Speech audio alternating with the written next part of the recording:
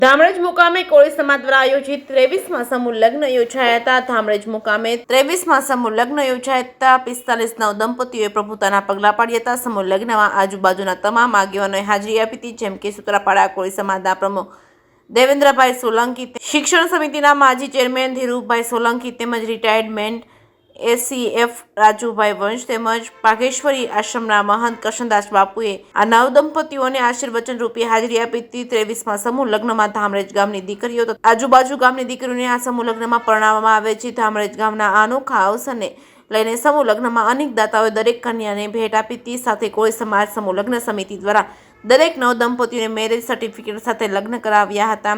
અને આ સમૂહ લગ્નમાં ઉપસ્થિત રહેલ રિટાયર્ડમેન્ટ એસીએફ રાજુભાઈ વંશે લોકોને સંબોધિત કરીને વ્યક્તિત્વ આપ્યું હતું, જેમ કે અંધશ્રદ્ધા અને શિક્ષણ હેતુને લઈને લોકોને ધ્યાન દોર્યું હતું. જે કેસની ગુજરાતી સાથે પ્રતાપ વાઢેર, ધામરેજ.